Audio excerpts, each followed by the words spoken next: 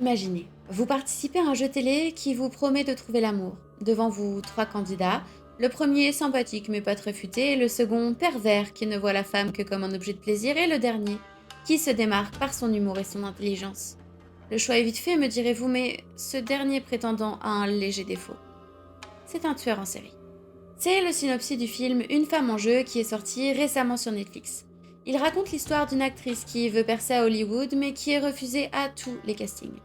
Elle accepte alors de participer à un jeu télévisé, The Dating Game, et se retrouve face à ses trois candidats. En tant que spectateur, la place n'est pas très agréable puisque dès le début, nous savons qui est cet homme. Et oui, le film s'ouvre sur une scène de meurtre où il tue une jeune femme.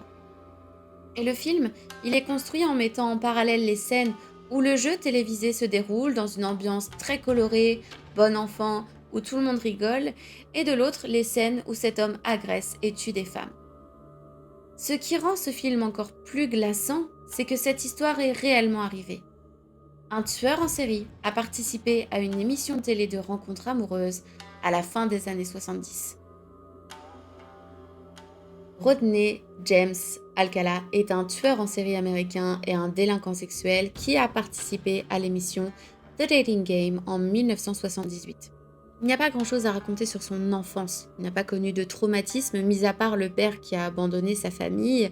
Mais tout se passe bien à l'école, il est intégré auprès de ses camarades, tout va bien dans sa famille, il est soutenu, aucun problème à signaler et rien qui puisse présager le psychopathe à devenir.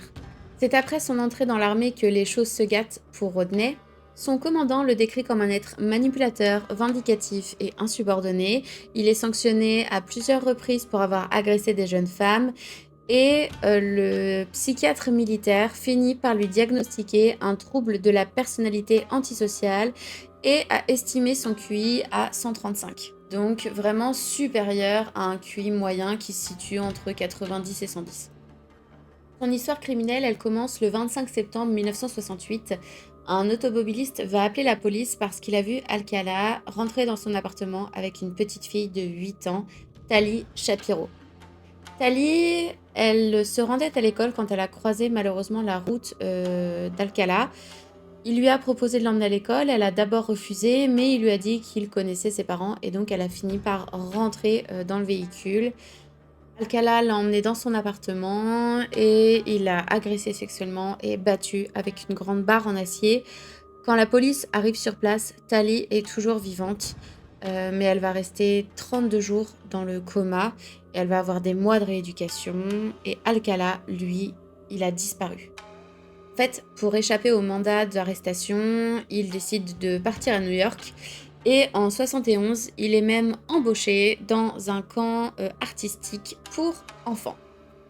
En juin 71, il va agresser et tuer Cornelia Crayley, une hôtesse de l'air de 23 ans. Euh, Dans le film, on a cette scène justement où elle déménage et elle va demander de l'aide et elle va se faire tuer. On pense que c'est comme ça que ça s'est passé dans la réalité. Au début de l'année 1971, le FBI il va ajouter Alcala à la liste des fugitifs les plus recherchés et deux enfants du camp artistique vont reconnaître Rodney et vont le signaler à la police. Il va donc être arrêté et extradé en Californie. Et c'est là qu'on va avoir un premier problème au niveau de la justice. Les autorités veulent l'inculper pour viol et tentative de meurtre, sauf que les parents de Tali ont déménagé au Mexique et refusent que leur fille participe au procès. Et donc, sans le témoin principal, la seule chose qui est retenue, c'est agression sexuelle sur mineur. Et il ne va prendre que 3 ans de prison. En sachant que il va être libéré sur parole après 1 an et demi d'emprisonnement et que quelques mois, peut-être 2 mois après sa libération, il va de nouveau agresser une fillette de 13 ans. Il est de nouveau arrêté, de nouveau emprisonné, mais après 3 ans, il est libéré et il va avoir une vie très douce pour un récidiviste puisque son agent de probation l'autorise même à retourner à New York où il va de nouveau tuer, mais on ne va pas avoir l'information tout de suite. Il va revenir à Los Angeles et alors là, c'est parti, des agressions et des meurtres, on y va. Le 9 novembre 77, il assassine Jill Terry Barcombe, une jeune fille de 18 ans, agressée sexuellement puis étranglée. Le 16 décembre 1977, c'est une infirmière de 27 ans, Georgia Marie Wixt, qui va être trouvée morte. Elle a bien évidemment été agressée sexuellement et cette fois, son crâne a été complètement défoncé au sol. Le 24 juin 1978, Charlotte Lee Lamb, qui est une secrétaire juridique âgée de 31 ans, est retrouvée morte. Encore une fois, une femme agressée sexuellement, battue et étranglée avec un lacet. Et on va s'arrêter 2 secondes sur la victime suivante, Monique Hoyt, qui a 15 ans au moment des faits. Il va l'emmener dans son appartement, l'agresser sexuellement, puis l'emmener dans des montagnes où il va prendre des photos d'elle dans des positions explicites. Il va prendre des photos de lui en train de l'agresser. Il va ensuite essayer de la tuer, mais miraculeusement, elle s'en sort. Elle va porter plainte. Alcala va être arrêté, mais sa maman va payer sa caution et il est remis en liberté. Et quoi de mieux que de profiter de sa liberté en agressant et en tuant 2 autres femmes avant d'enfin être arrêté et mis en prison. Je ne vais pas parler de toutes ces victimes parce qu'il y en a environ 150. Ce ne sont pas que des meurtres. En fait, Alcala, il se faisait passer pour un photographe renommé qui a étudié le cinéma avec Roman Polanski. Enfin, il se faisait passer pour quelqu'un alors que lui, tout ce qu'il aimait, c'était prendre des jeunes gens en photo, nus dans des positions très explicites. Et c'est tout. Et en fait, on a retrouvé environ 150 personnes différentes sur toutes les photos qui ont été retrouvées. Pour son premier procès, il n'est inculpé que du meurtre de la petite fille, enfin d'une petite fille de 12 ans, meurtre qui a été commis après sa libération sous caution. Il est condamné à la peine de mort, mais quelques années après, la condamnation, elle est annulée parce que on ne prend pas en compte le casier judiciaire d'avant, en fait.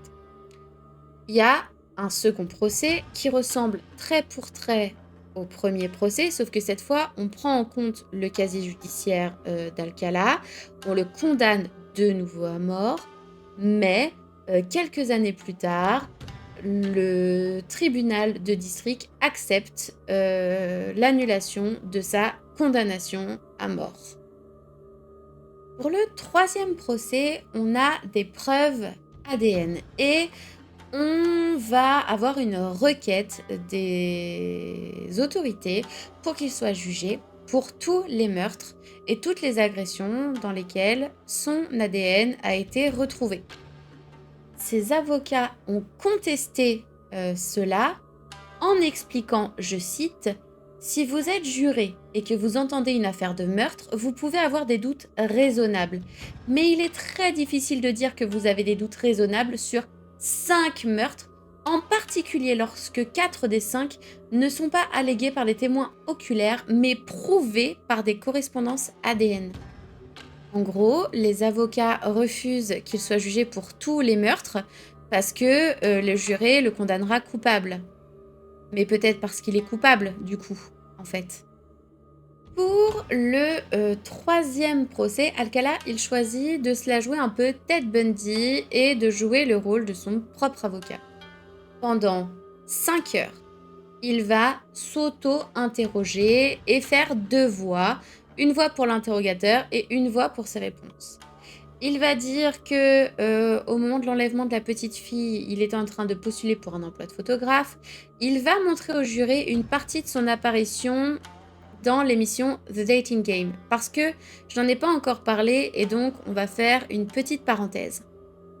En 1978, entre 2 agressions, il participe à l'émission The Dating Game. La candidate, elle s'appelle Cheryl Bradshaw et à la fin de l'émission, elle choisit donc Rodney Alcala.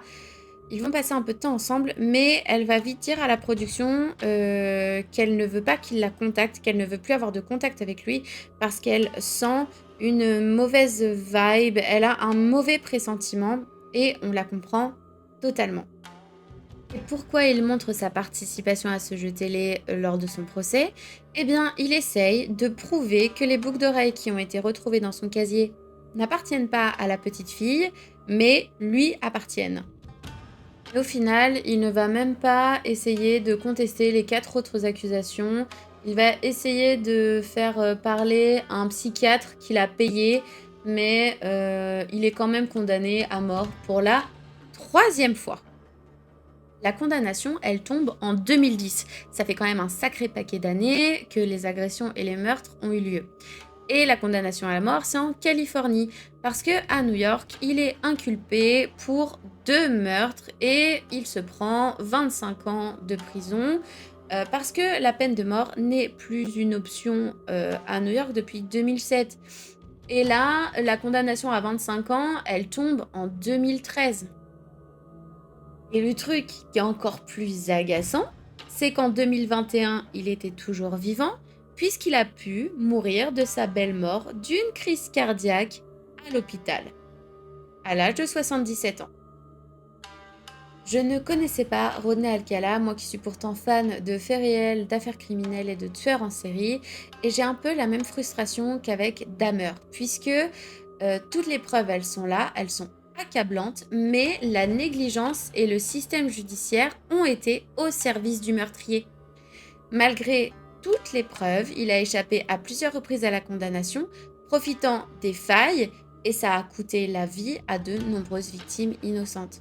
Cette histoire, moi, elle me pousse à m'interroger sur la responsabilité du système judiciaire face à de tels individus. Chaque erreur, chaque négligence peut offrir à des prédateurs l'opportunité de faire de nouvelles victimes. Et c'est pour moi le rappel de l'importance d'une justice infaillible. C'est ici que se termine cette vidéo. Merci d'avoir regardé. N'oubliez pas de partager vos impressions en commentaire, de liker et de vous abonner pour ne pas manquer la suite. À bientôt et faites attention à qui vous faites confiance.